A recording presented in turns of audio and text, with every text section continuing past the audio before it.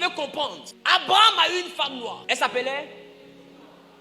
Avec Sarah, Abraham a eu. Avec Isaac, Abraham a eu Jacob et Ésaü. Et avec Jacob, Abraham a eu les 12 tribus. Et avec Joseph, ils sont allés en Égypte, c'est ça? Joseph avait quel âge qu'il est parti en Égypte? 17 ans. Joseph s'est marié où? Qui était la femme de Joseph? Une Égyptienne. Ok. Les Égyptiens étaient majoritairement quoi? Ok. C'est que les enfants de Joseph étaient comment? Métissés. Mais métissés, est-ce que vous savez qu'il y a des métissés qui sont noirs, mais qui sont métis, mais le côté noir domine? Donc ça veut dire que dans la tribu d'Israël, quand Jacob vient qu'il récupère les enfants de Joseph, Ephraim et Manassé sont pas. Ephraim et Manassé sont du sang juif et du sang égyptien. Donc c'est des métis. Donc ça veut dire que dans le peuple d'Israël, par Ephraim et Manassé, il y a un mélange. Est-ce que quelqu'un veut venir avec moi dans le livre de Job, chapitre 30, le verset 28 à 31? Attends, dites-moi, ma question est la suivante. Pourquoi Job est dans la Bible? Parce que les 3 amis de Job ne sont pas des juifs. Et la Bible parle du pays d'Out. Le pays d'Out n'est pas en Israël. Job fait quoi dans la Bible?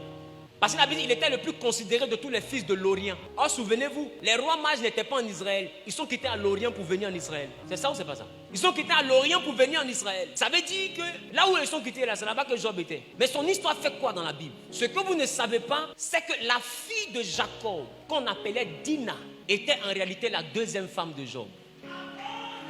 Allez vous documenter. Tapez les femmes de Job. Sa première femme a eu des enfants avec lui et c'est elle qui a perdu ses enfants et qui a dit à Job, maudit Dieu et meurt. Mais la 2e femme de Job s'appelait Dina.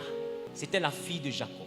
Mais il y a une chose encore que je veux prendre le temps de t'expliquer. Job 30, 28 à 31. Je marche noirci. Il dit, moi je marche noirci. Mais non par le soleil.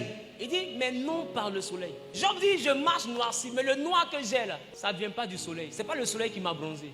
Il dit, je marche noirci, mais non pas par le soleil. Ça veut dire quoi?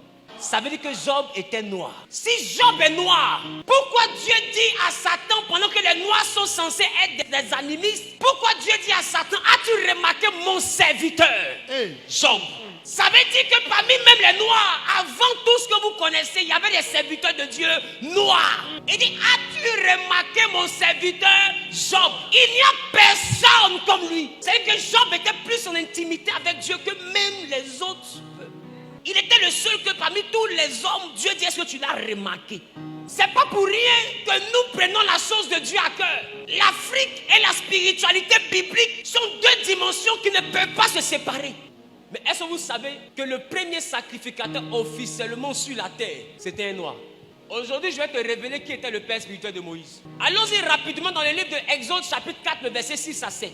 L'Éternel lui dit encore, mets ta main dans ton sein. Dieu lui dit encore, mets ta main dans ton sein. Il mit sa main dans son sein. Il fait ça. Regardez, il fait ça. Puis il la retira. Et quand il retire sa main, et voici. Oui. Sa main était couverte de lèpre. Sa main était couverte de lèpre. Blanche comme la neige. Blanche comme la neige. L'Éternel dit, remets ta main dans ton sein. Oui.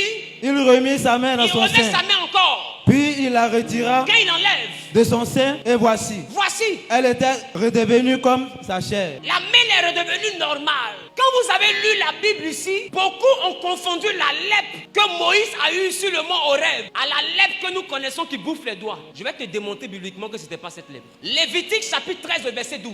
En réalité, la lèpre de laquelle la Bible parle ici est une forme d'albinisme. La lèpre de laquelle la Bible parle ici est une perte en mélanine. Or, la mélanine est la substance qui permet la coloration de la peau. Et en Lévitique 13, on va comprendre. Lévitique 13, verset 12. Si la lèpre fait éruption sur une partie d'une personne, c'est-à-dire ici par exemple, on dit quoi? Et couvre toute la peau de celui qui a la plaie, depuis la tête jusqu'aux pieds. On dit si jamais la lèpre est apparue ici et que cette lèpre-là a grandi jusqu'à couvrir tout son corps, jusqu'à ses pieds. Partout le sacrificateur portera ses regards. Partout le sacrificateur va porter ses regards. Le sacrificateur l'examinera. Si le sacrificateur l'examine. Et quand il aura vu que la lèpre couvre tout le corps. Quand le sacrificateur va constater que la lèpre a couvert tout son corps. Il déclarera pur celui qui a la plaie. Il va le déclarer pur. C'est-à-dire que c'était une lèpre rattachée à la coloration de la peau. Elle n'était pas contagieuse. Mais une fois qu'il y a une tache sur toi, on te considère comme étant impur. Mais quand tu deviens tout blanc, poursuit. On dit il le déclarera pur. Et comme il est entièrement devenu blanc. Comme il est entièrement devenu blanc.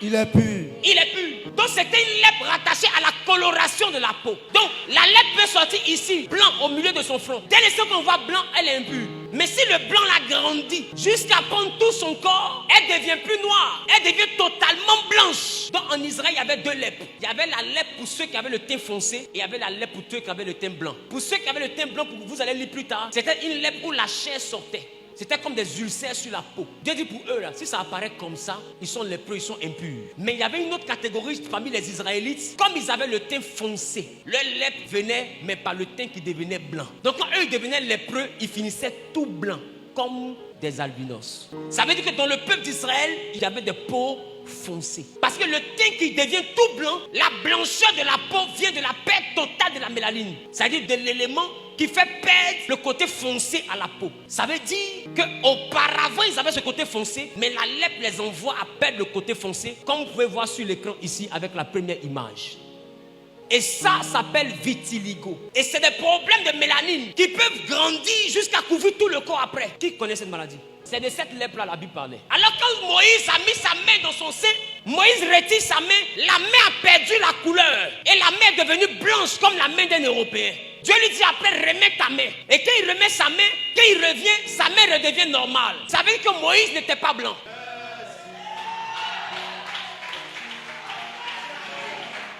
Si Moïse était blanc, la main à l'intérieur n'allait pas être la lèpre blanche, mais allait être la lèpre sous forme d'ulcère. La lèpre des teints foncés les envoyait à blanchir. Donc si Moïse a blanchi, c'est que Moïse n'était pas clairsemé, mais Moïse était mélanoderne. Donc la lèpre que Dieu met sur lui a envoyé sa main à perdre la mélanine, donc a envoyé sa main à éclaircir. C'est pourquoi vous allez remarquer, regardez, elle a deux peaux. Elle a la peau d'un Africain et à côté la peau d'un Européen. Ça s'appelle vitiligo. Donc si Moïse est devenu blanc par sa main, à partir du fait de mettre sa main dans son sein et de devenir lépreux, ça veut dire que Moïse à l'origine n'était pas blanc. Job n'est pas blanc. Maintenant Moïse n'est pas blanc parce que Moïse a blanchi. Est-ce qu'un blanc peut blanchir? Mais est-ce qu'un noir peut blanchir? Donc si Moïse a blanchi, c'est que Moïse n'était pas blanc. Si sa main a blanchi, c'est que Moïse n'était pas blanc. Si Moïse n'était pas blanc, ça veut dire que l'un des plus grands prophètes de tous les temps en Israël,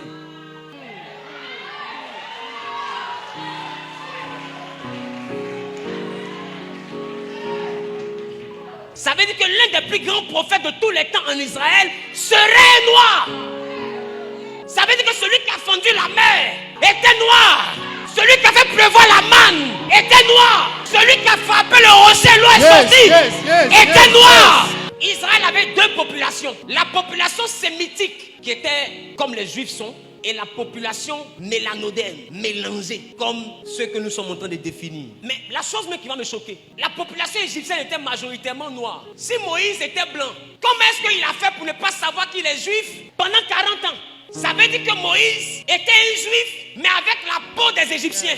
C'est la raison pour laquelle il a pu grandir jusqu'à 40 ans sans savoir qu'il était juif. Et plus tard, on lui explique que le peuple qui est esclave, en réalité, c'est ton peuple. Mais il était à l'aise dans la maison de Pharaon parce qu'il avait la même couleur que les gens de la maison de Pharaon. Parce qu'un enfant qui est seul, qui est blanc, dans une famille où tout le monde est noir, il n'a pas besoin qu'on lui dise qu'il n'est pas né ici.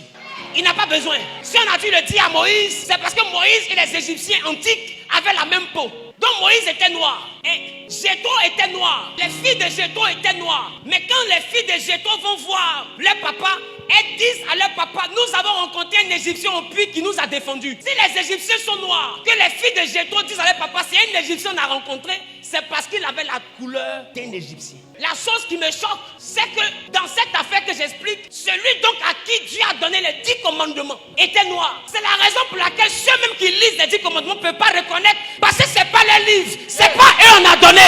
Ils ne peuvent pas reconnaître. Ce n'est pas eux on a donné. Ils ne peuvent pas reconnaître. Ce qui a été donné à un noir, ce sont les noirs qui peuvent décrypter. La Bible n'est donc pas le livre de l'Europe ni de l'Asie. La Bible est... Aïe, aïe, aïe, aïe, aïe, aïe, aïe, aïe, aïe. Quelqu'un me dit accélère, je vais accélérer.